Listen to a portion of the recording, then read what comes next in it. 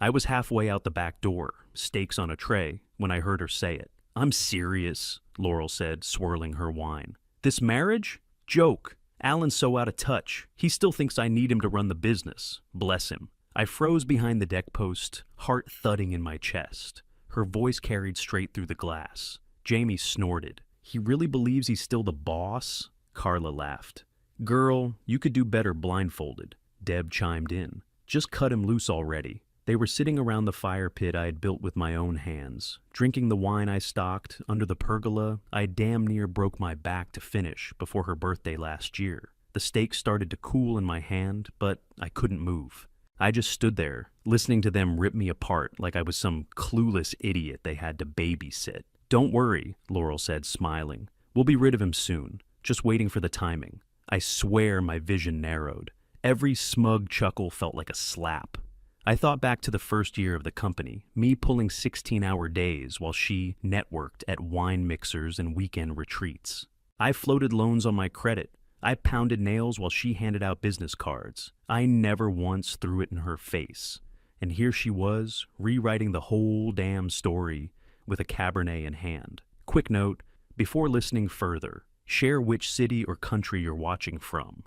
I stepped back inside, placed the tray on the counter, and took a breath. My hands were shaking, but I wasn't about to give her the satisfaction. I slid open the doors and walked out like I hadn't heard a word. She blinked when she saw me. "Alan, perfect timing. You brought the—" "Yeah," I cut her off, setting the stakes on the table. "Why wait till next year? You think you're so far above me? Let's end it tonight." Silence hit like a thunderclap. Carla's wine glass hovered midair. Jamie looked away. Deb's eyes went wide. Laurel's smile vanished. She blinked like I'd slapped her. I didn't wait for her to answer. I turned around, walked back inside, packed a duffel bag, and hit the road. Couple hours later, my phone buzzed. It was Jamie. "You were right to walk," she wrote.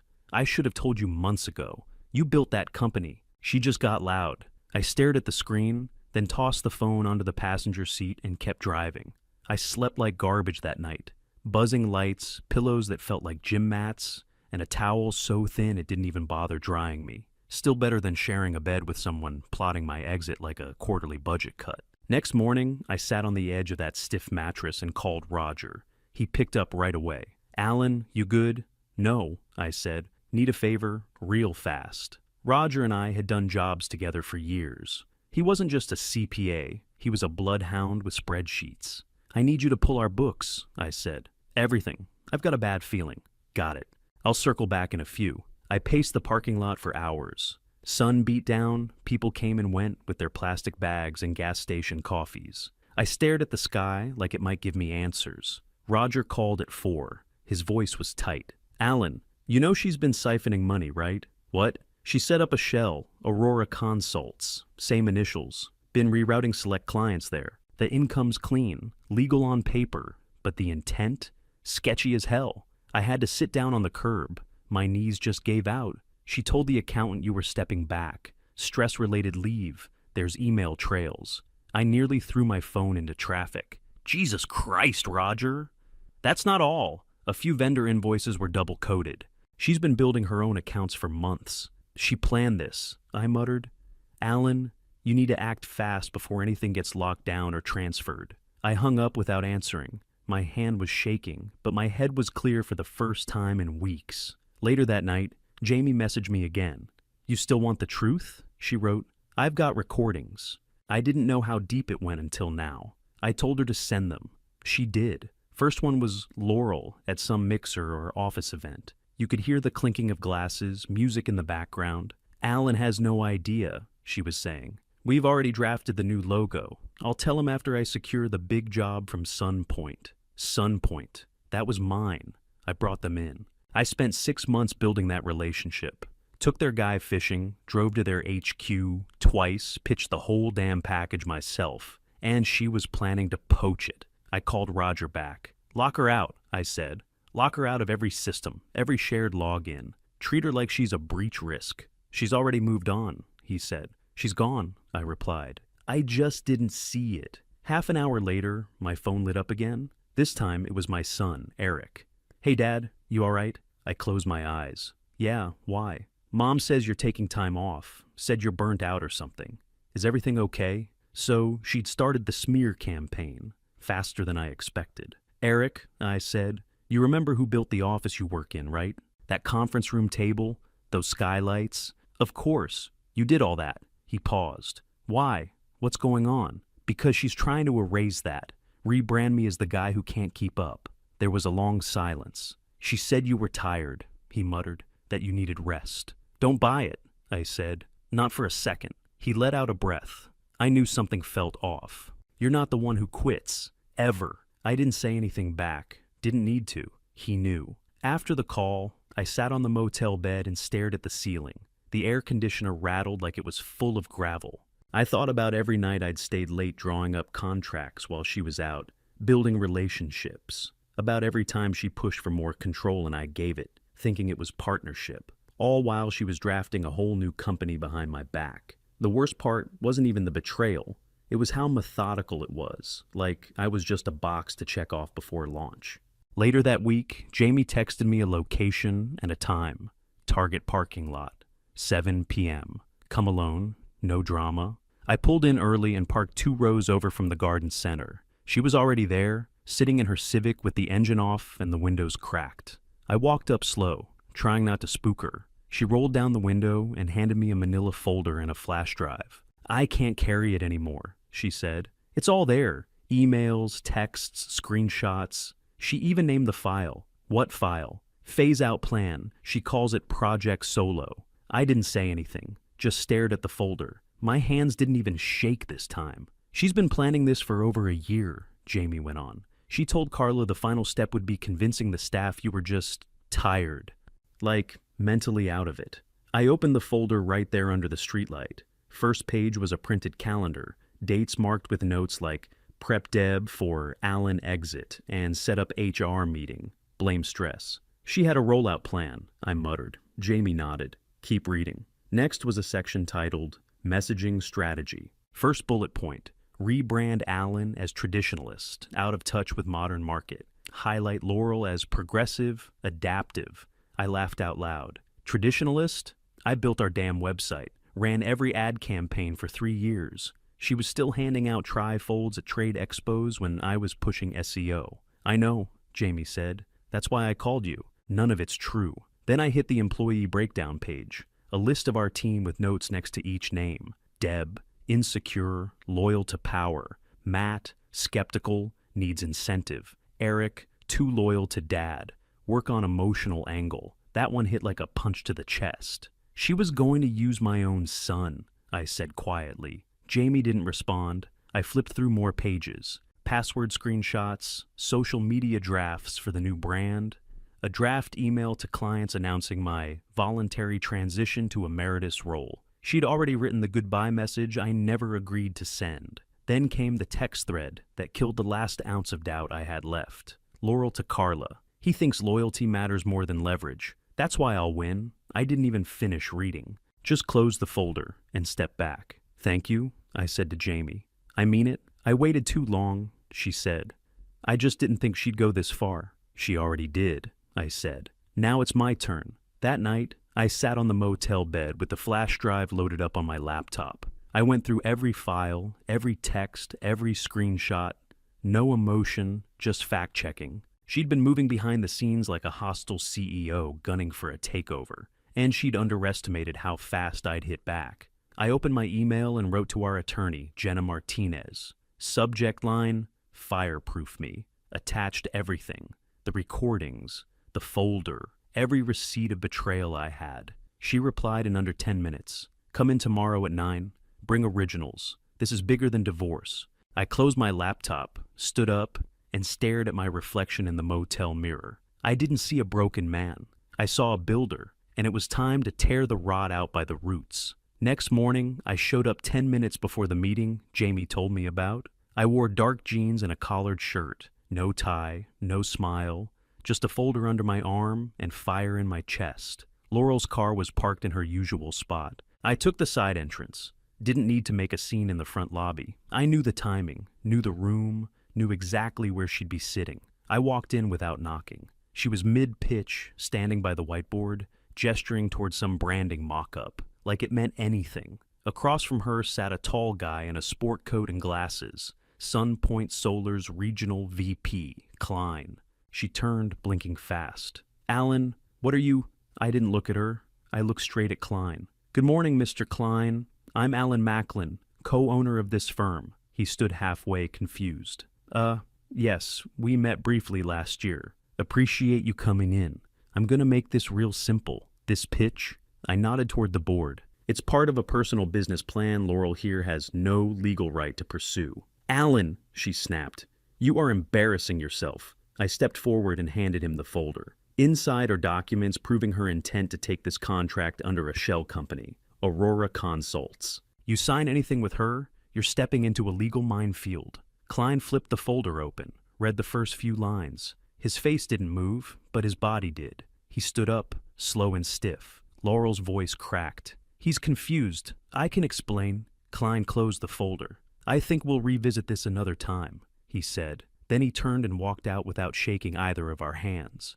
Laurel rushed after him, whispering his name, heels clicking down the hall like panic itself. I stayed behind, looked around the office.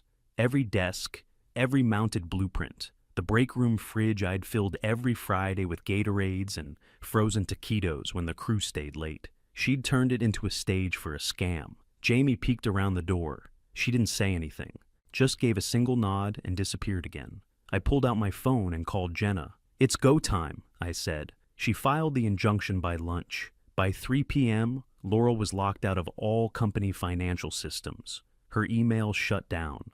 Office keycard deactivated. IT wiped her laptop before she made it back from chasing Klein. I sat in my truck outside, watching her try to badge in through the glass front doors. Didn't work. She knocked twice, then slammed her hand against the handle. The office manager ignored her. Court date came through within the hour. Jenna texted, "We're on the docket, no more hiding." Everything we'd kept quiet was about to go public. No more whispers, no more positioning, no more fake smiles in the lobby. She picked the battlefield. I just brought the truth to it. The news didn't trickle. It exploded. 3 hours after the injunction hit, I started getting calls from vendors, then texts from guys on the crew.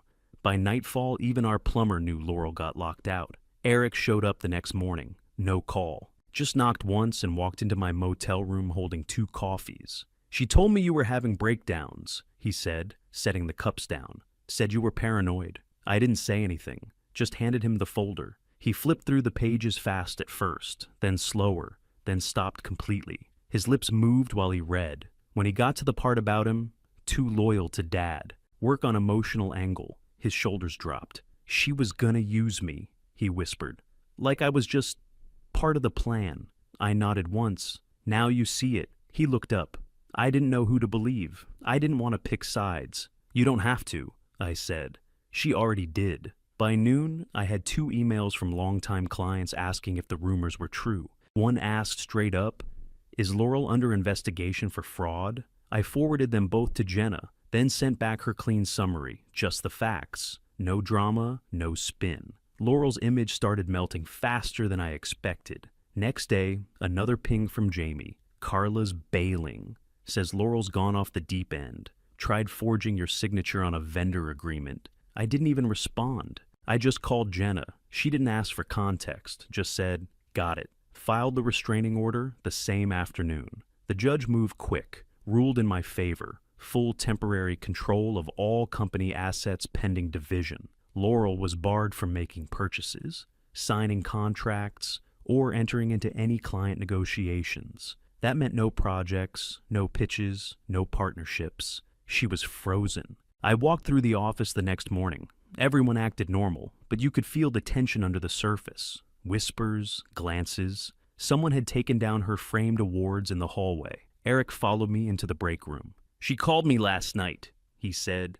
"Said you manipulated the court." I opened the fridge. "You believe her?" "No." "Then we're good." He nodded, but his face stayed tight. Like part of him still couldn't believe what she was capable of. I understood. Took me long enough to see it too. This was the ownership and divorce hearing, not the injunction. The injunction had only stopped her access. This decided the future. The courtroom was cold, not just the air, everything. The gray walls, the plastic chairs, the bored deputy standing by the door. It all felt like the inside of a walk-in freezer. I wore a navy suit, clean shave, got my hair cut that morning because I wasn't walking in there looking like the guy they tried to paint me as. Jenna sat beside me, sharp as ever, expression blank like always. Laurel showed up 15 minutes late, heels clicking like nothing was wrong. She wore that old gray blazer she used to break out for trade shows, back when we were still pretending we were building something together. No jewelry, no bag. Just a cheap notebook, and her lawyer, who looked like he'd spent the night Googling how to save a doomed case. The judge barely looked up at first. He flipped his wife, while involved, intentionally created a false narrative and a duplicate business structure to take full control without legal separation. Laurel's lawyer cleared his throat. Your Honor, this wasn't theft. This was modernization. She was adapting the business for long-term sustainability. The judge raised a hand. Save the buzzwords, he said. I've read it all. She used client poaching, employee targeting, and fraud to force out her husband.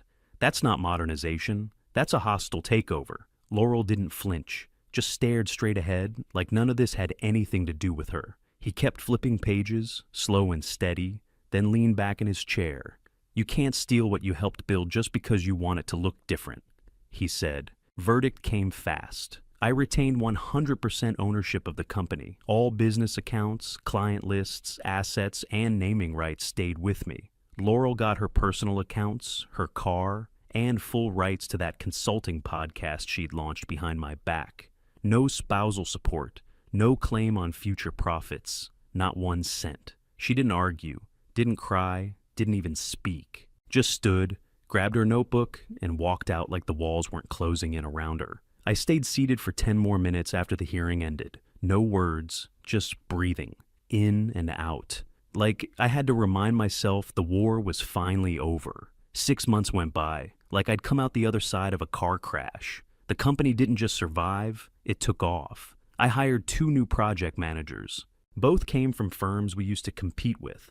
One of them told me flat out, your reputation's solid, hers, not so much. Eric stepped up big time. Showed up early, stayed late, handled clients like a pro. I promoted him to senior estimator, gave him a raise without waiting for him to ask. Jamie came on part-time as office coordinator, said it was the least she could do, but I knew better. She was trying to rebuild something for herself too. We moved into a bigger office off Route 12. More parking, more space, better layout. I made sure the sign on the front read Macklin Builders in bold steel letters. No more shared initials. No more shadows. Laurel's podcast dried up by month 3. I listened once out of curiosity. Same fake tone she used in sales meetings, like she was reading from a script she didn't believe in. Last I heard, she was consulting for little storefronts and yoga studios that hadn't heard the story yet. A mutual friend said she was renting a 1-bedroom in the suburbs. Same Volvo she used to brag about selling for a Tesla.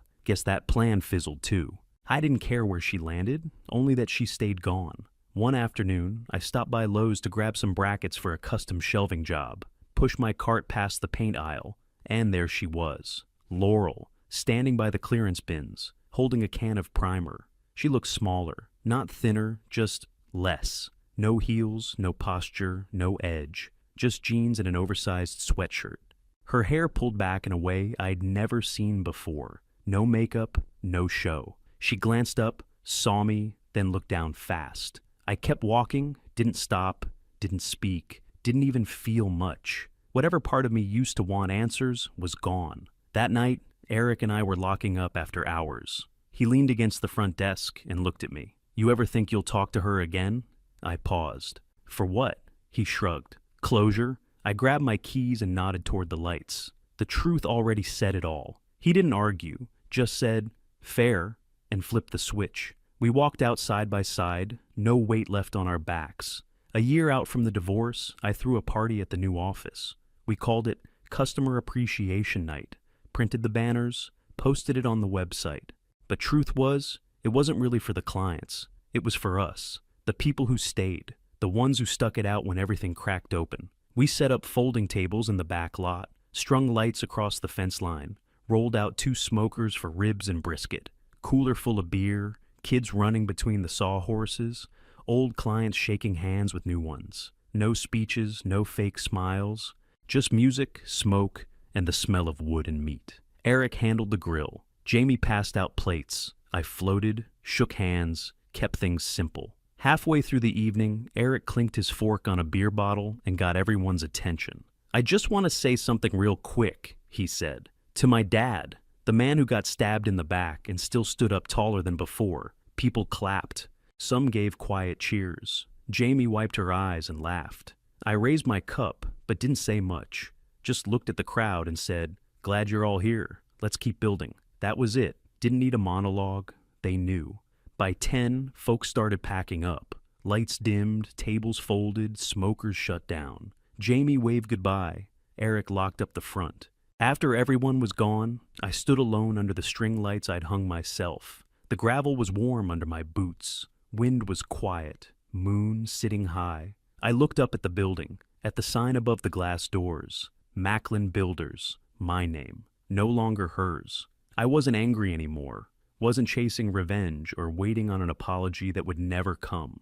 I was just clear. In the end, Laurel didn't break me. She showed me how much I could carry when everything else fell away. And that, it turns out, was the part she never saw coming. Do you think Eric should have cut his mom off completely or kept some kind of connection? Let us know in the comments. And don't forget to like and subscribe for more real stories.